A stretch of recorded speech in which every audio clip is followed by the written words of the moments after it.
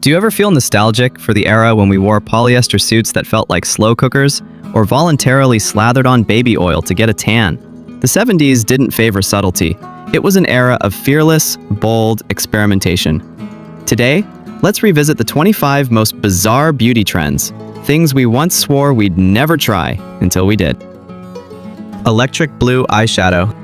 The 70s had no room for subtlety, and nothing was more standout and loud than electric blue eyeshadow.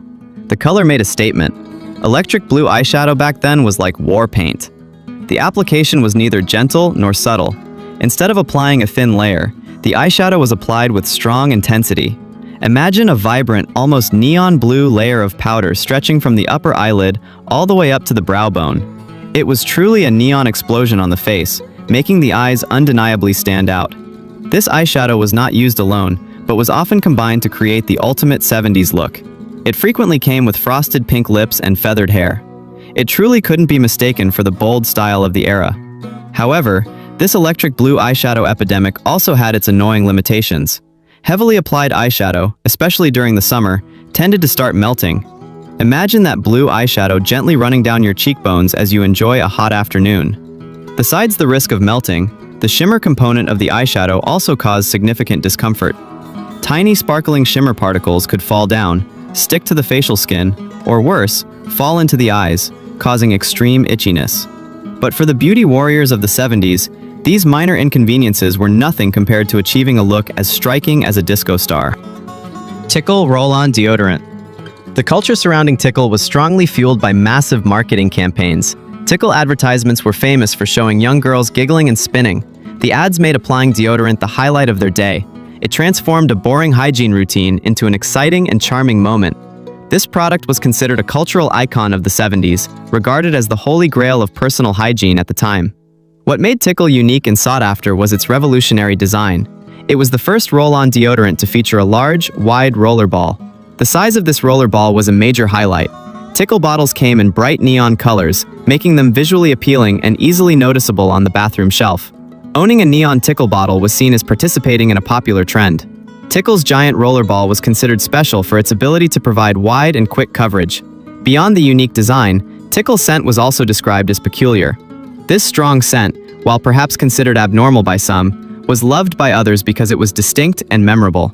Using Tickle meant you knew what was fashionable and weren't afraid to show it. It became an essential item in gym bags or backpacks. Its peculiar and strong scent was also part of the 70s experience. Everything had to be standout and different. Although initially ridiculed for its oversized dimensions and strange scent, Tickle was quickly accepted and became a part of the personal hygiene ritual, demonstrating that sometimes boldness and difference are exactly what the public is looking for. Sun-In Hair Lightener. Sun-In was advertised as the poor man's ticket to California surfer blonde hair. It promised something simple yet glamorous, sun-kissed highlights without having to spend money at a salon. For teenagers craving that bright, natural look, Sun-In seemed like the perfect solution to achieve that sparkle. Sun-In evoked images of endless summer days, of carefree girls with natural, voluminous hair. The reality was often far from that golden promise. Sun-In rarely delivered the desired golden blonde hue. Instead, the product often turned the user's hair orange, or, more accurately, brassy orange. If you've experienced it, let me know. For those with brown, red, or any color other than natural blonde hair, the result was often a rusty color. There are stories saying the user's hair looked as if it had been attacked by a citrus juicer. Sun-In unpredictably changed the hair color, leaving the hair dry and brittle. Many women regretted using this product immediately after. The hair texture was stripped of moisture, becoming brittle and hard to manage. Sun-In had a strange citrus chemical smell, like a mixture of half lemon cleaner and half peroxide. This pungent, eye-stinging odor did not easily disappear. It clung to the hair, lingering for days, despite efforts to wash it out. Noxzema Cream. Noxzema Cream was a skincare product, a panacea for all dermatological issues. It was considered a multi-purpose savior.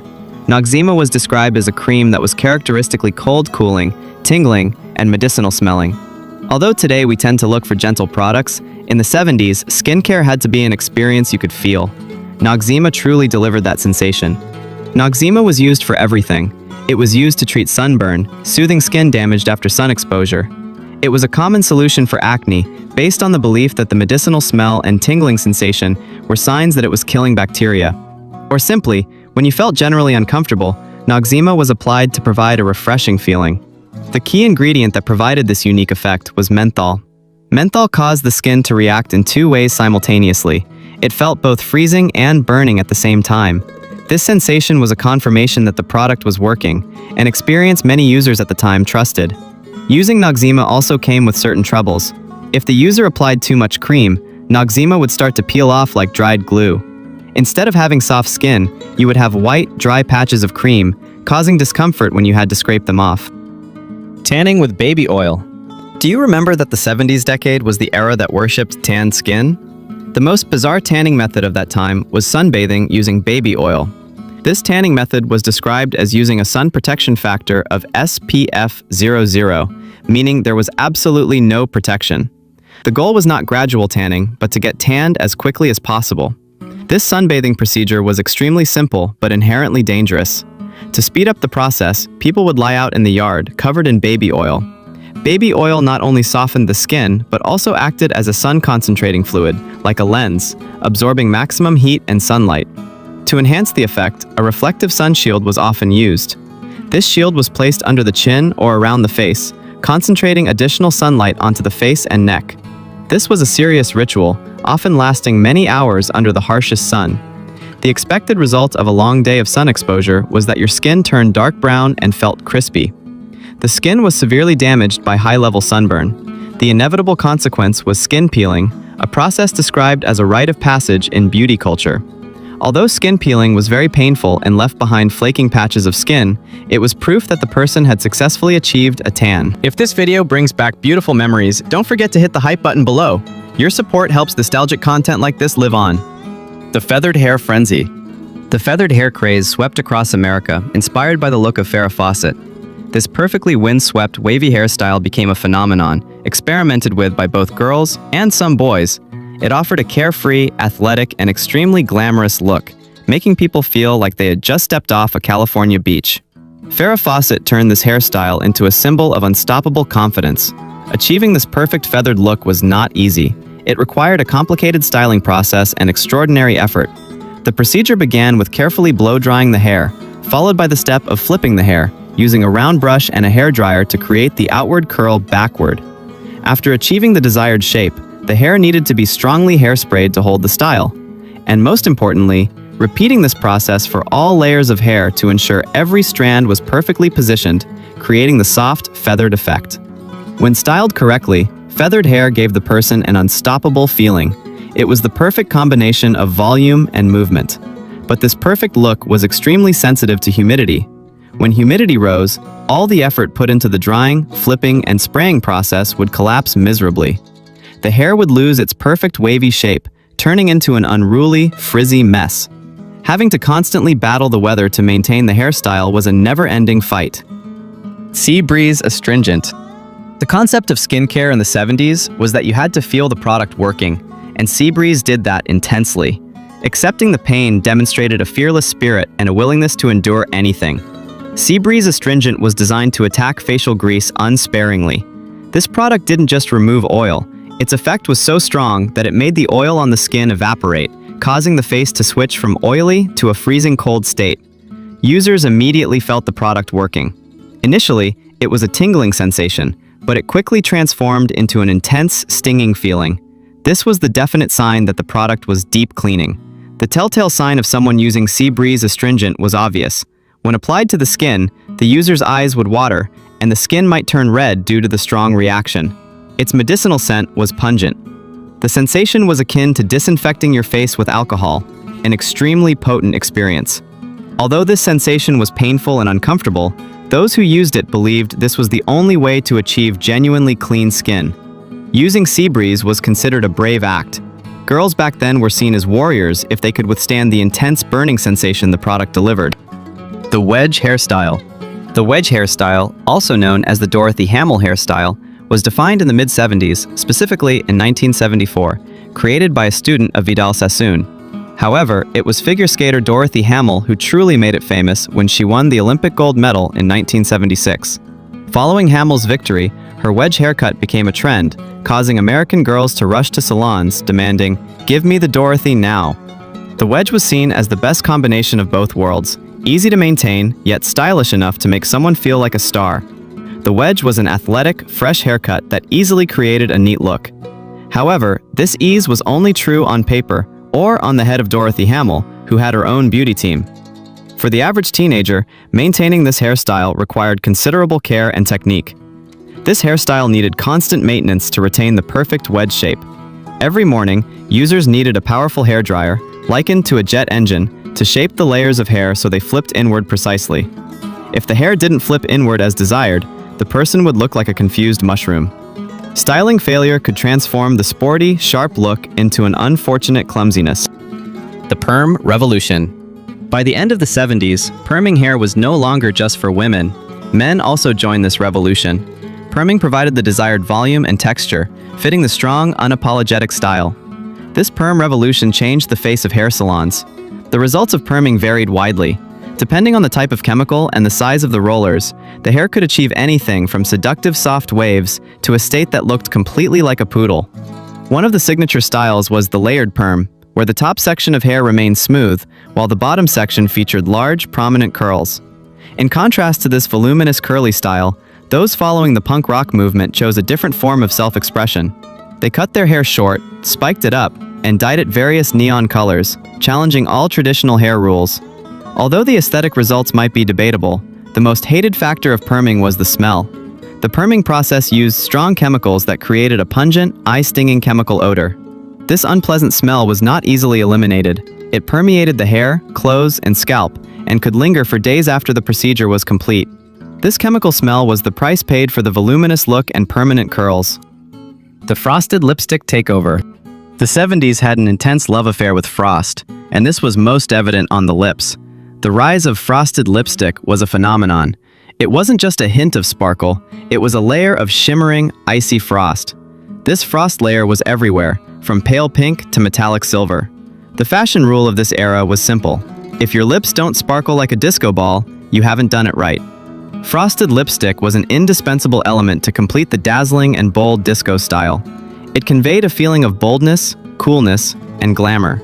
Frosted pink was commonly used. Girls often combined this frosted lipstick with electric blue eyeshadow and feathered hair to create the ultimate 70s look. Although frosted lipstick was disliked for its unnatural appearance and sometimes looking too garish in daylight, however, it was widely experimented with because it promised prominence and alignment with the prevailing trends. It symbolized freedom in makeup, where the goal was to attract attention rather than harmony. Frosted lipstick was a reflection of the era's fascination with metallic materials and light in fashion. Do you still have any photos of your most outrageous 70s hairstyle? Share your memories. Prel shampoo. Prel was famous for its glaring green color, a bright, almost radioactive green, and when squeezed out, the liquid looked like a block of slime. This shampoo offered a glamorous promise. Hair would achieve incredible volume and shine. Prel created such an enormous amount of lather that people joked it was strong enough to wash a station wagon, symbolizing the absolute belief in the product's powerful cleaning ability. However, the fairy tale ended right in the shower. Prel seemed to work too effectively. It cleaned so strongly that it stripped every trace of life from the user's hair. The result was the terrible sensation of hair being squeaky clean. This was the unmistakable sign of an impending disaster. The hair was not only dry and brittle, but also static-prone for days afterward. Instead of getting the advertised luxurious hair, all that remained was a crispy failure. Prel is a prime example of the price the previous generation had to pay for pursuing an absurdly clean hair in this era of bold experimentation. Brush rollers. Before modern curling irons and heat tools existed, brush rollers were the medieval artifacts that 70s girls voluntarily slept with. They were an indispensable part of the hair ritual to achieve voluminous waves like Farrah Fawcett. The process of using brush rollers was difficult. Users had to roll their hair tightly into the rollers, then secure them with sharp metal clips. The entire process required dexterity and a large amount of endurance. Users had to sleep with these rollers, an experience likened to lying in a torture chamber. The goal was to hope to wake up in the morning with perfect Farrah Fawcett hair. Like the other products, this bizarre beauty trend disappointed many girls. The result was often just a scalp full of regret. The curls were either ineffective or, worse, the curls were uneven, tangled, and lacked clear shape. Although disliked for the discomfort of sleeping in them and the frequent failed results, Brush rollers remained a popular tool because they were the only means to achieve volume without resorting to perming chemicals. Quick tanner. Instead of a natural golden brown tan, QT delivered splotchy orange skin. QT Quick Tanner promised to provide a healthy tan without the need for sun exposure. The advertising sold users the idea of a quick and safe solution to achieve a radiant look. However, in reality, QT should have been called questionable skin tone. This splotchiness was particularly noticeable and unsightly in dry areas like the elbows and knees. Another major issue was that QT left stains on the palms of the hands. Despite efforts to wash the hands, these orange stains persisted, betraying the fact that you had used a fake tanning product. Do you remember its smell? It smelled like chemical pancake syrup, a pungent and unpleasant odor that lingered for days. Once applied to the skin, this product was almost impossible to scrub off. Users had to endure the strange skin color and scent until the product faded naturally. Despite the artificial orange color and unpleasant odor, surprisingly, QT remained a popular choice. Many chose it to get a tan without having to suffer sunburn from baby oil. People accepted the risk of being splotchy and smelling like pancake syrup just for the promise of a sunless tan. Corduroy pants and jackets. In the treasury of 70s materials, corduroy held a special place, likened to the cool kid in the fashion neighborhood, an item you absolutely had to own at least one piece of. The appeal of corduroy lay in the unique combination of durability and comfort. It was sturdy yet soft, and always maintained a stylish appearance. Corduroy pants and jackets represented a style that was both practical and rugged enough for the outdoors to create a cool factor that brought confidence when dressing nicely to go out. However, the most memorable characteristic of corduroy was the auditory experience it provided. When the wearer moved, the material emitted a characteristic swish-swish sound, repeating like an echoing reminder in the space. This sound was not just fabric rubbing, it was a strong declaration, asserting that the wearer was sporting a serious style that could not be ignored. Like a personal soundtrack, the swish-swish sound of corduroy became an indispensable hallmark, further reinforcing the image of an era where fashion trends were all about fearless, bold experimentation. This item contributed to the rich diversity, from relaxed bohemian style to sleek and sporty looks. Aviator glasses. Aviator glasses were not just a pair of ordinary sunglasses.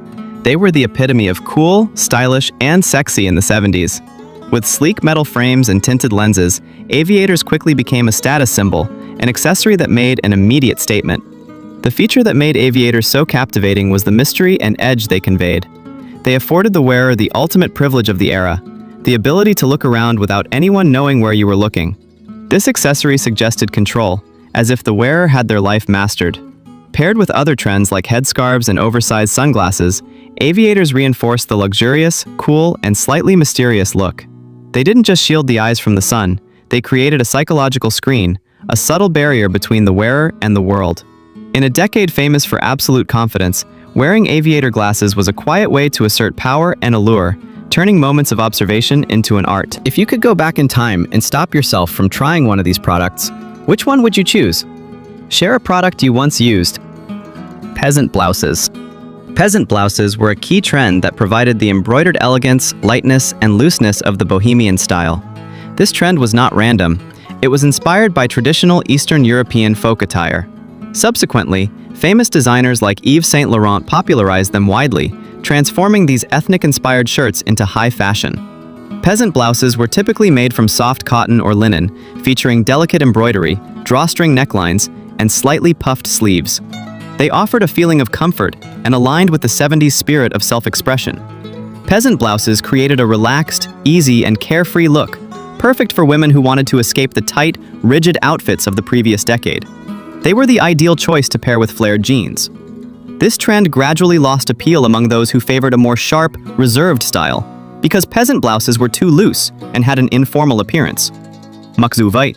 They were widely experimented with because they embodied the free, flowing spirit of the era. They helped the wearer feel like they were part of a strong cultural and fashion movement, breaking away from constraints. Jumpsuits.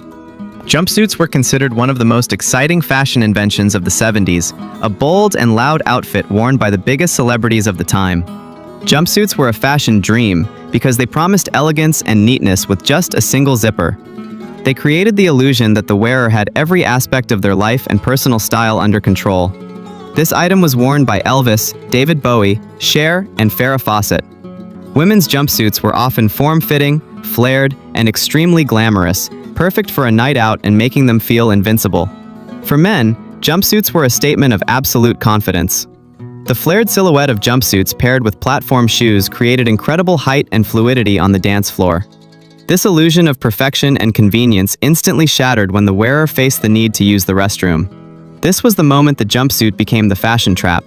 Going to the toilet in a jumpsuit was humorously but accurately likened to escaping an escape room. The wearer had to struggle with zippers and buttons, having to nearly undress completely. This difficulty was multiplied many times over when you were in a public restroom, having to try not to let the jumpsuit touch the floor. For tall people, most jumpsuits also caused them to suffer from a severe wedgie and cold wrists due to insufficient length. Platform shoes. They were accessories that provided impressive height and were an indispensable symbol of the disco era. This trend peaked in the 70s, embodying a bold, daring, and unapologetic style. Platform shoes were designed to elevate the wearer to a new level, quite literally. They were not merely shoes, they were a tool that helped to elevate every outfit and make the wearer stand out in the crowd. No one can mention platform shoes without remembering John Travolta. His image in Saturday Night Fever with white platform shoes cemented them as the ultimate disco footwear. These shoes were not only visually appealing, but also added sophistication and functionality. Strangely, despite providing significant height, they were not as uncomfortable as traditional high heels, thanks to the uniformly fixed sole. This allowed disco lovers to dance all night long without suffering from heel pain.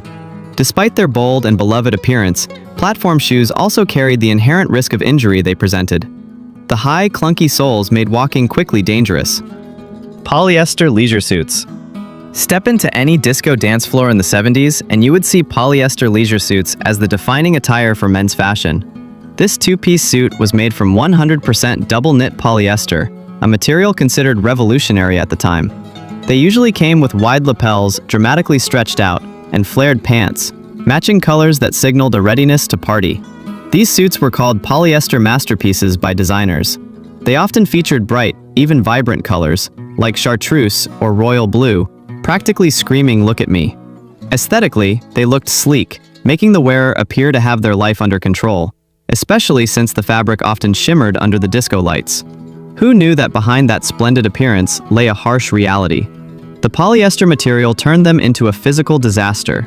When worn, the suit felt like climbing into a plastic bag. The biggest problem was breathability. Polyester is not breathable. You would sweat just by looking at it, let alone dancing. If you dared to join the frenzy of the dance floor under the disco lights, you were essentially wearing a slow cooker. The temperature and humidity inside the suit increased terribly, creating a mobile sauna. Furthermore, double-knit polyester did not move flexibly, also making the wearer unable to move naturally. Every step, every spin was a battle against the stiffness of this material. Tube tops. Tube tops were a colorful fashion item, a form-fitting shirt without shoulder straps. This was a women's favorite item that every guy knew about. The popularity of tube tops was driven by media icons like Suzanne Summers, who wore them on the famous show The Love Boat. Her appearance on television cemented the status of tube tops as an appealing and distinctly 70s fashion item. This piece of personal fashion was part of a larger movement, the carefree braless style. This style represented a shift in the era where women began to dress for themselves more than anything else, challenging old norms. Tube tops required a certain level of confidence to wear, and they were often worn for daily activities or during nights out, displaying the wearer's carefree nature and glamour. Despite the eye-catching and glamorous look, tube tops also caused anxiety for the wearer due to the risk of easily slipping down. Wearers had to constantly adjust and pull the shirt up to ensure it stayed in place. However, this minor inconvenience did not deter their popularity. Tube tops were still experimented with because they symbolized the freedom, liberation, and the boldest fashion style of the decade. Wide collars. For men's fashion, no statement was clearer than oversized wide collars. The wider the collar, the cooler the man. These collars often didn't just stop at the neck. They stretched out, extending almost to the shoulders. Wearing a shirt with an oversized collar made one feel ready for anything, from a business meeting to a disco dance floor. The drama in the design created a fun and liberated look, perfectly aligned with the boundary-breaking spirit of this decade. In fact, the width of the collars sometimes reached absurd levels, to the extent that they looked as if the wearer was preparing for takeoff. This was an unmistakable style of absolute confidence, where the boundaries between masculine and feminine styles were blurring, and excess was considered moderation. Wide collars transformed the man into a sculptural figure, highlighting his swagger and willingness to be noticed. Crochet everything. This fashion trend quickly became a cultural wave, a movement you couldn't escape in the 70s. Its popularity spread so widely that almost everyone owned and wore crochet items, including hats, bags, vests, and cloaks. This trend strongly resonated with the era's DIY spirit, conveying a feeling of being handmade, unique, warm, and intimate like a part of the family. Crochet was the perfect embodiment of the transition between relaxed bohemian style and high fashion. Fashion icons elevated this material. Jane Birkin used them to highlight her comfortable and carefree bohemian style, while Cher transformed crochet items into mesmerizing designs that looked like genuine high fashion. This material offered a loose, comfortable appearance, symbolizing the self-expression and carefree spirit of the 70s.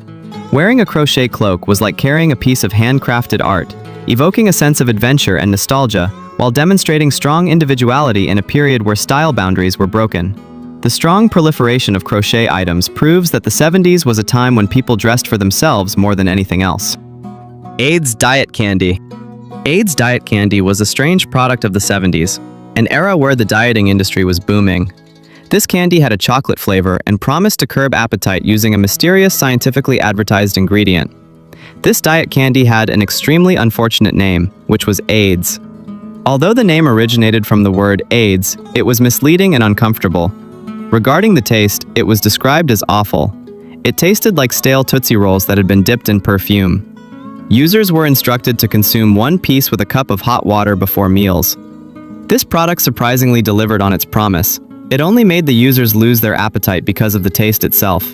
The feeling of disgust from eating the candy overwhelmed any hunger pangs.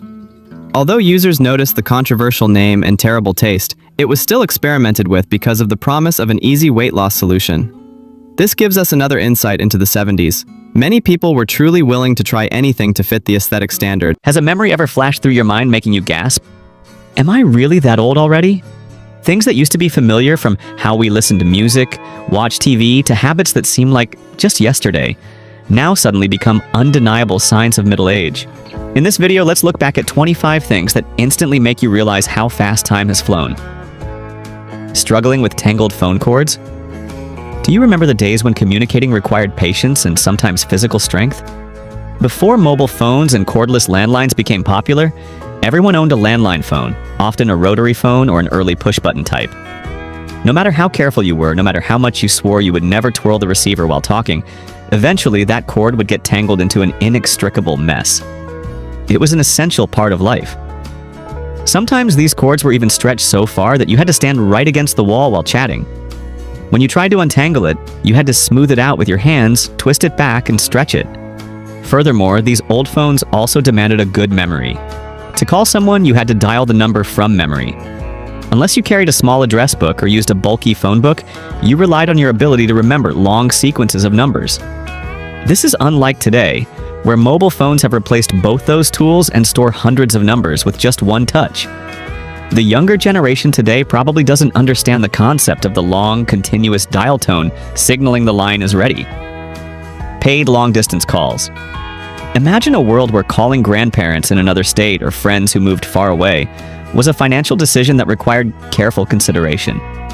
That was the reality for those who grew up before the mobile era. Today, mobile phones have completely replaced that outdated system. Most mobile plans or even internet calling apps offer unlimited nationwide calls for the same fixed monthly price. But in the 80s and before, long-distance calling was a luxury item. You had to be conscious of every minute ticking by because every second meant the bill would increase. Long-distance calls were often charged at expensive rates, especially if you called during the daytime.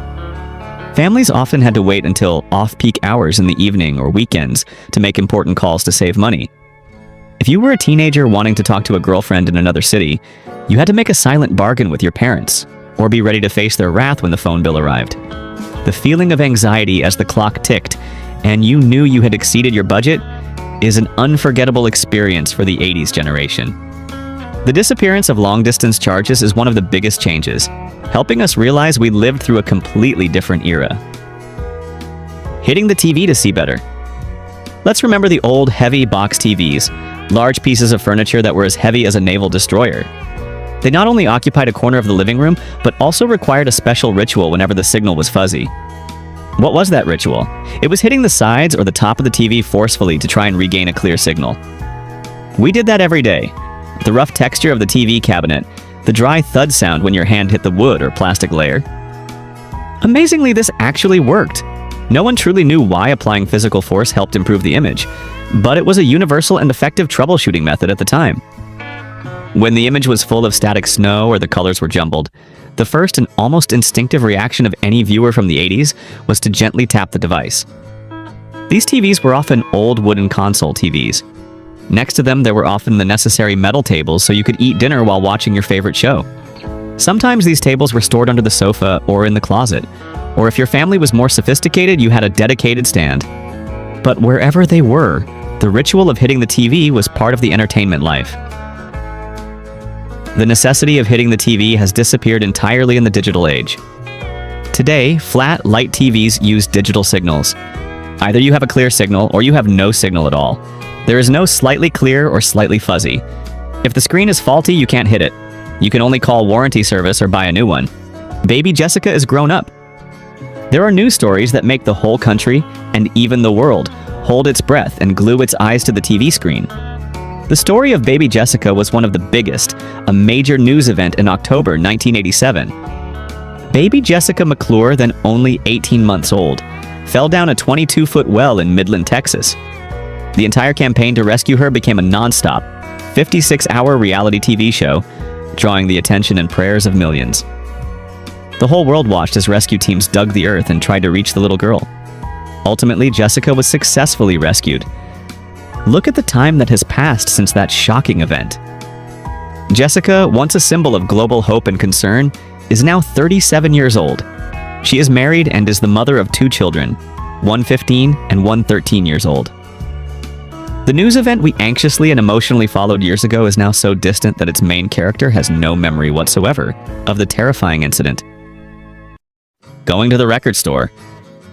In the age before digital music downloads and streaming, finding music was a physical experience. Older individuals will recall the joy of spending hours at record stores. This was not just a shopping destination, it was a cultural gathering place where you searched for your favorite band, discovered new artists, or hunted for the latest hit. Previously, even large retail chains like Target, Kmart, and Walmart had separate music sections. However, with the popularity of digital download options and subsequently streaming services, specialized music stores have almost completely disappeared. What the digital download generation can never understand is the sensory experience of buying an album. It is the smell of the album when you first open it. The smell of new cardboard, vinyl, or cassette tape, a distinctive aroma associated with the joy of musical discovery. We remember flipping through shelves of vinyl records or cassette tapes, checking the back of the album cover for the track list and artist photos. It was a time-consuming process, but it was part of the connection to the music. Renting VHS at the store? In the 80s, Friday or Saturday night, home entertainment did not involve scrolling through complicated app interfaces. Instead, it was a trip to the video rental store. This was an important part of the entertainment routine for many families. These stores were often large chains like Blockbuster or local shops stocked with thousands of VHS tapes. You had to walk through the aisles, examine the large box covers of the tapes, read the synopsis, and try to find out if the latest release was still available on the shelf. Renting a movie was a commitment. You had to choose a movie, often a debated decision among family members. Then you had to ensure the tape was rewound before returning it. And most importantly, you had to return it on time to avoid expensive late fees. These were challenges and responsibilities that modern entertainment consumers do not face. However, with the rise of streaming services like Netflix, Hulu, and Disney+, this era has ended. Now we can watch almost any movie or TV show instantly without leaving the sofa, without worrying about rewinding tapes or late fees. Recording music from the radio onto cassette tape. Before digital editing tools, before the ability to download or stream any song you wanted, creating a personal music collection was an endeavor that required ingenuity, patience, and especially perfect timing. The most common method for music lovers to create mixtapes was to record directly from the radio onto cassette tapes. This was a challenging process. You had to sit next to your cassette player, ready in record mode, and eagerly await your favorite song to be broadcast on the radio. When the song started, you had to quickly press the record button. The difference between a perfect recording and a ruined one lay in just a fraction of a second. Many factors could spoil your mixtape. Maybe the DJ talked too much right during the introduction of the song, or sometimes you might accidentally press the wrong button, ruining the recording. You even had to accept that commercials might cut into the middle of the song if you weren't fast enough. But when you completed a perfect mixtape, a collection of songs arranged by mood, or dedicated to a special someone that was a source of personal pride. Now, this is completely obsolete. Digital music and streaming platforms like Spotify or YouTube allow users to create playlists with just a few clicks. You can choose the order, the perfect sound quality, and never have to worry about the DJ ruining the recording. Which of these lost entertainment experiences reminds you most of your youth? Share below. Bunny ears antenna. Before cable television became common, the only way to watch TV channels was through wireless signal reception. This required a bunny ears antenna or a larger antenna mounted on the roof. The bunny ears antenna was usually placed right on top of or near the large box TVs. Adjusting them was an inexact art and science. When the signal started to degrade, often due to changing weather or a plane flying overhead, you had to wrestle with the antenna. And this is where the creativity of the 80s came into play. We often had to tape aluminum foil onto the bunny ears. The foil was rolled into a cone shape or taped flat onto the antenna tips in the hope that it would help catch the signal better. Miraculously, sometimes it worked. If the indoor antenna wasn't enough, you had to invest in a large antenna on the roof. Installing and adjusting this antenna was a complicated job, sometimes requiring one person on the roof spinning the antenna, while another person yelled from downstairs to signal if the picture was clearer. Both the bunny ears and the rooftop antenna are symbols of the era when we had to manage technology ourselves. Additionally, for those who owned VCRs in the 80s, connecting it to the TV was also a technical challenge. You needed a device called an RF modulator to connect the VCR to the TV. If you are an antique enthusiast, you might have seen it again, but for most people, it has completely disappeared. Leaded gasoline and cheap prices. Back then, besides self-service stations, there were also many full-service gas stations. At these full-service stations, you just needed to stop the car, roll down the window, and an attendant would come to serve you. They would pump the gas for you, check the oil, windshield washer fluid, and even clean the windshield. In the past, we bought leaded gasoline. Although lead was used to improve engine performance, it has been gradually phased out globally due to serious concerns about air pollution and health hazards, especially since lead is a potent neurotoxin. And of course, the thing that makes us feel oldest when talking about gasoline is the price. Gas prices back then were much cheaper than they are now. You could fill up a muscle car with less than $10. This figure is almost unbelievable for today's generation, as fuel costs have skyrocketed. The combination of attentive service, a toxic fuel type, and super cheap prices created a completely different image of daily life. Did you enjoy this trip down memory lane? Don't forget to hit the hype button right below the video so we can preserve these wonderful memories together. Saturday morning cartoons. If you were a child of the 80s, you understood the sacred meaning of Saturday morning. That was the time that children eagerly awaited most during the week. Why? Because it was the only time to watch favorite cartoon series on the major networks. Watching TV was considered a community ritual. Children often woke up early, turned on the TV, and ate sugary cereal while watching the continuously broadcasted shows. The feeling of sitting comfortably in pajamas without worrying about school or homework and enjoying colorful stories was an essential element of childhood during that era. At that time, VCRs were not common. That meant watching network TV had to happen at specific times. If you were busy enough to forget to turn on the TV or were dragged along shopping by your parents, you would miss the show. There were no on-demand streaming services like Netflix or Disney Plus to rewatch entire seasons anytime. The tradition of Saturday morning cartoons has become a thing of the past.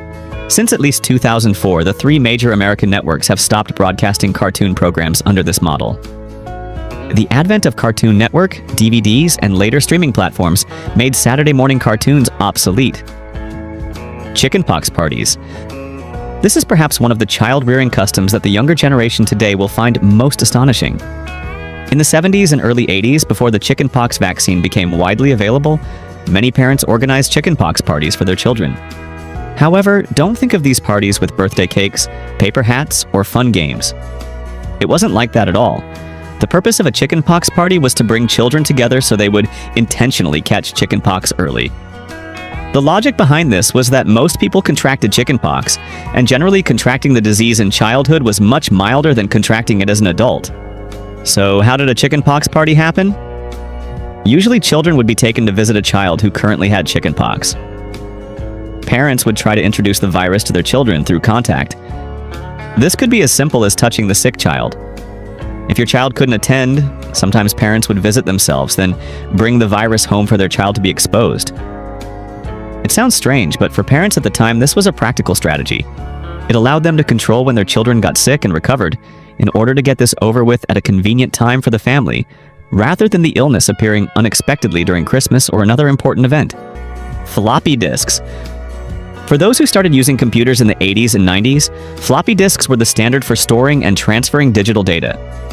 The name floppy seems ironic, as they were usually protected by a hard plastic casing, but their core storage material was flexible.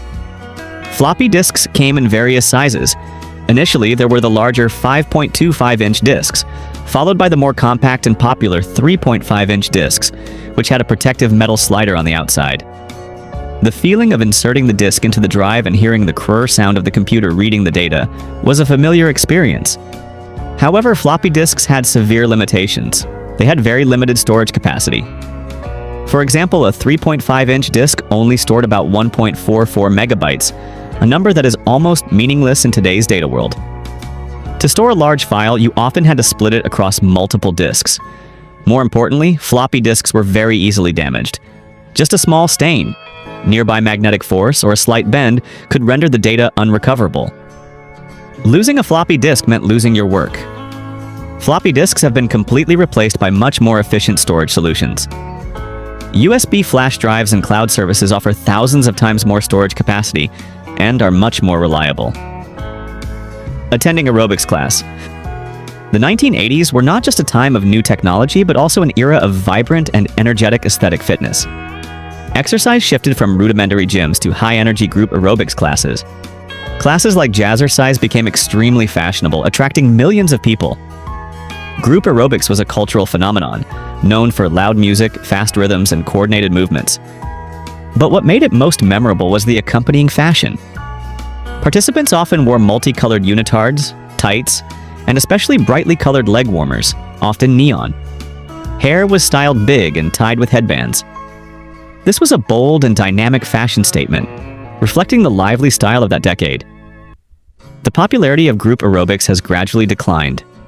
Although aerobics still exists, it no longer holds the dominant position and is no longer accompanied by the dazzling fashion style of the 80s. It is a memory of an age when workout fashion was as bold as life itself. Watching movies at the drive-in theater. Before modern multiplex cinemas became common, the drive-in theater offered a unique entertainment experience. This was a place where you could enjoy the latest movie right in the comfort of your own car. The drive-in experience was very different.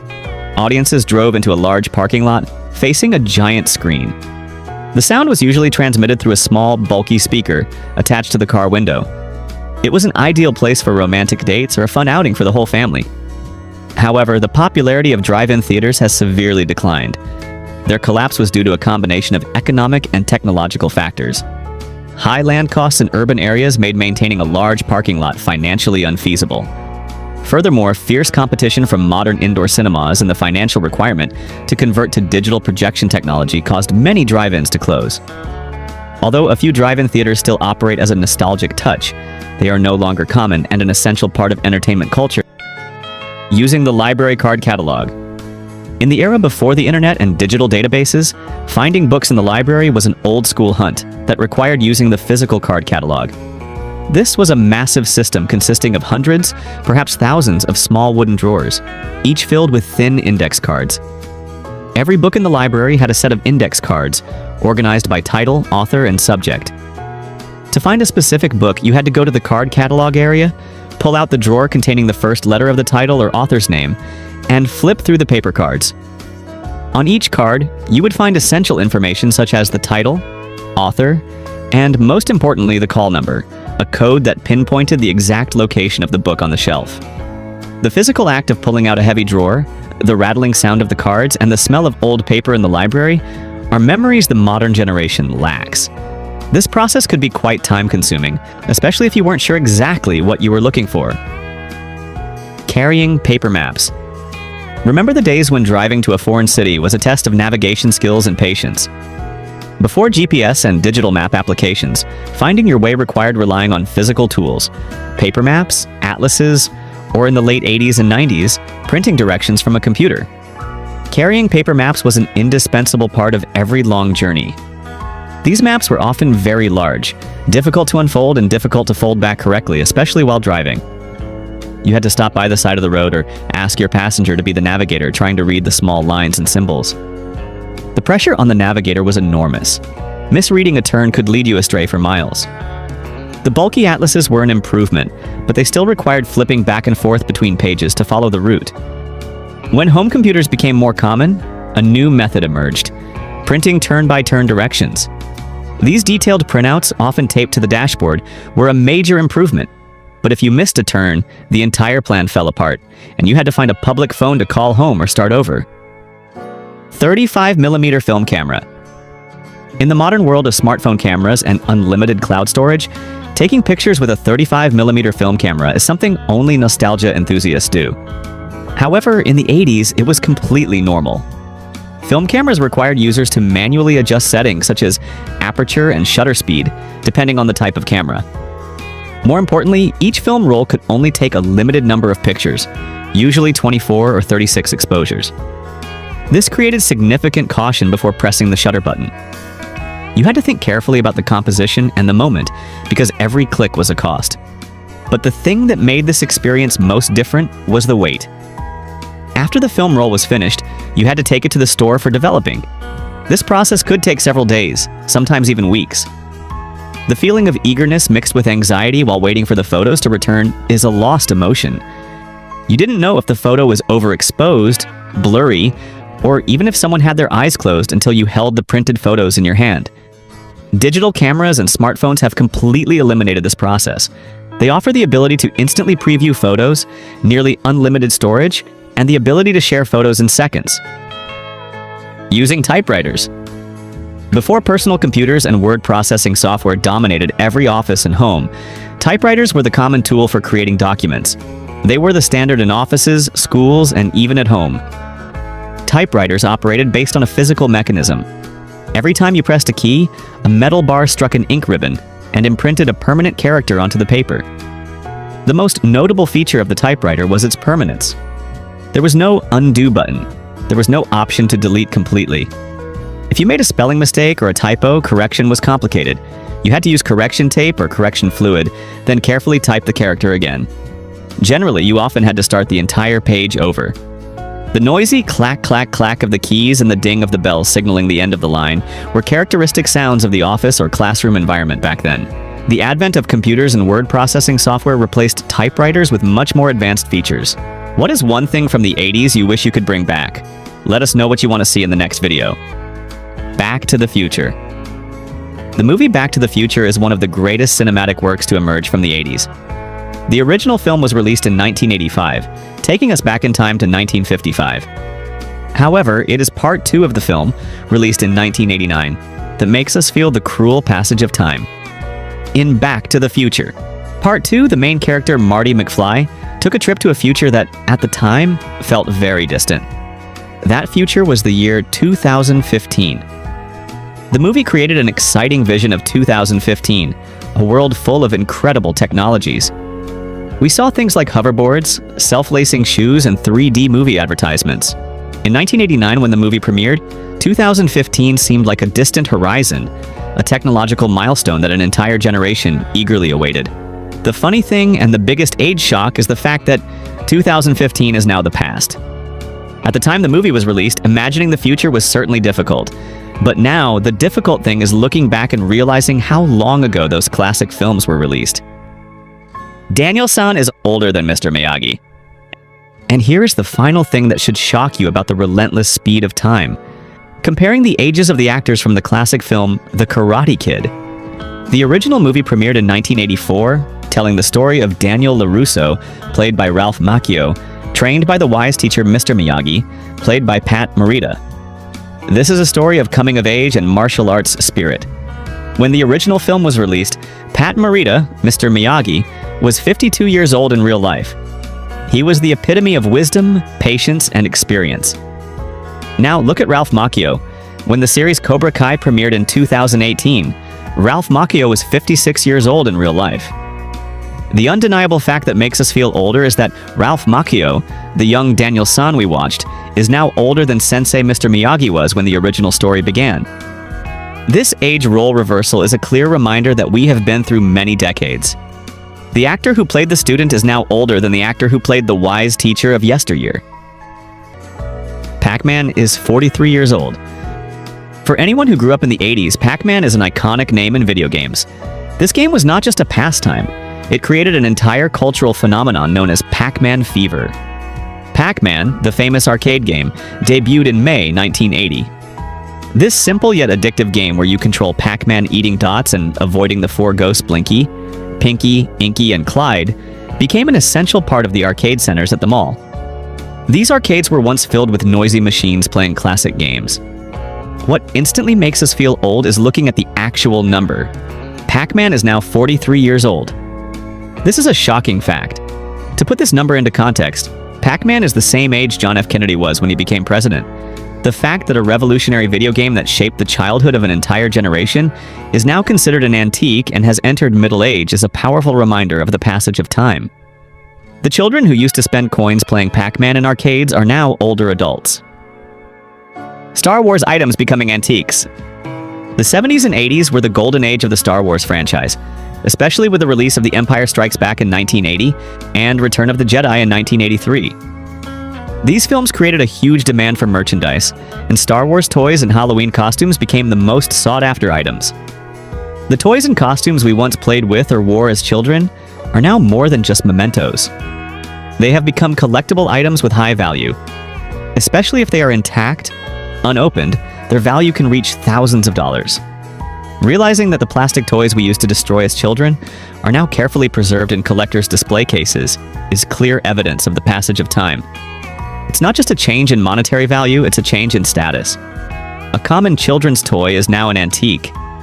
The memory of eagerly wearing a Luke Skywalker or Darth Vader costume for Halloween, or spending hours playing with the action figures is now contrasted with the reality that those items can be considered an investment.